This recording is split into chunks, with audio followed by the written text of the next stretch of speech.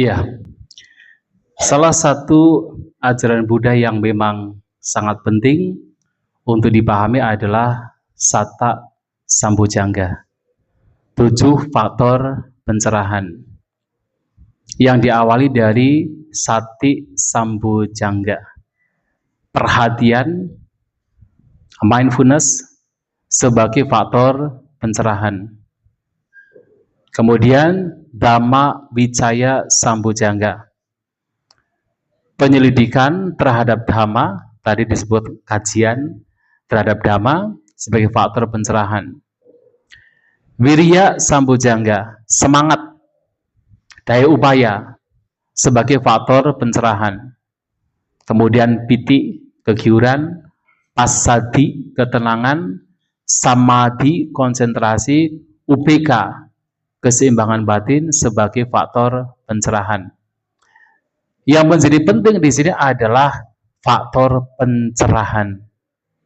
Perhatian tidak sekadar perhatian, tetapi perhatian yang nanti membawa kepada pencerahan, sambodhi. Jadi sambojjhanga dari kata sambodhi angga. Angga adalah faktor sambodhi, faktor pencerahan. Tidak hanya perhatian, tapi bagaimana perhatian menjadi faktor pencerahan.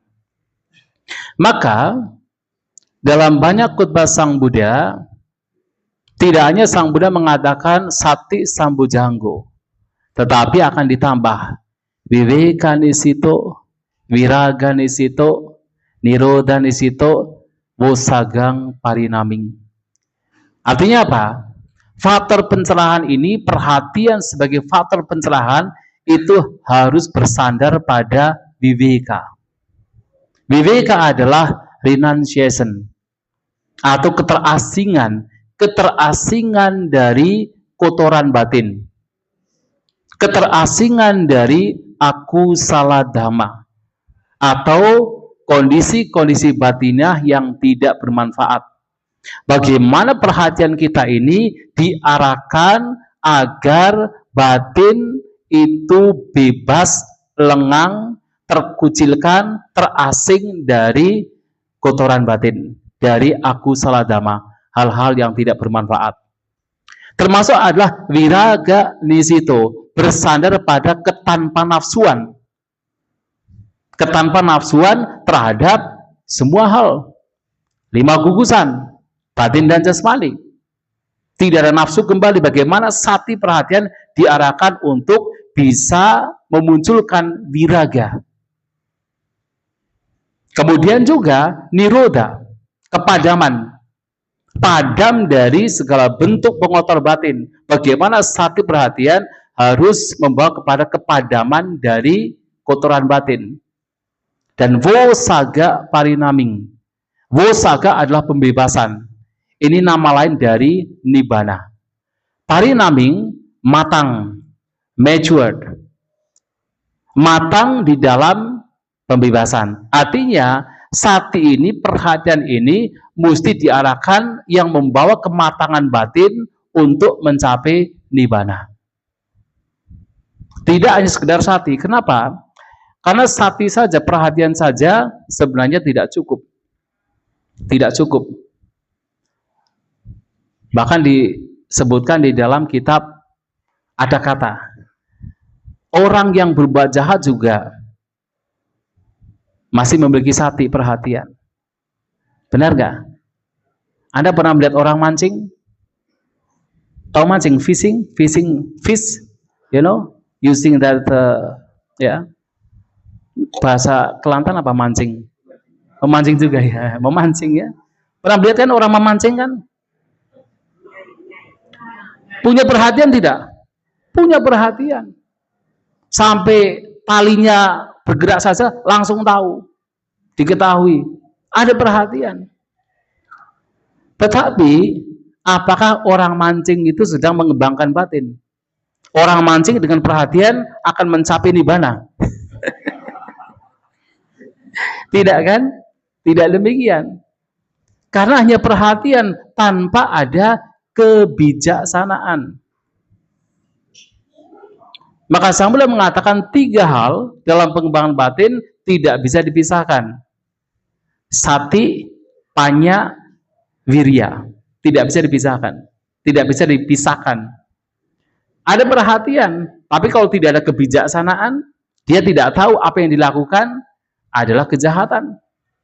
Dia tidak tahu apa yang dilakukan adalah kebaikan. Karena tidak ada kebijaksanaan. Orang mancing, dia tidak tahu kalau itu adalah kejahatan. Punya perhatian, tapi tidak ada kebijaksanaan. Maka ada sati, mesti ada panya. Yang kemudian dalam beberapa khutbah lain, ada sati, ada sampajana. Sampajana itu sama dengan panya. Nah, tetapi sati dan sampajana tidak cukup. Sati dan panya tidak cukup. Harus ada apa? Ada wirya. Daya upaya yang benar.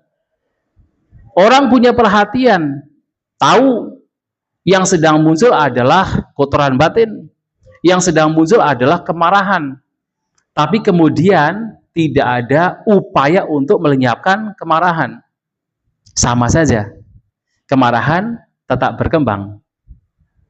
Maka selain ada sati, ada sampajana atau panya, ada juga wirya.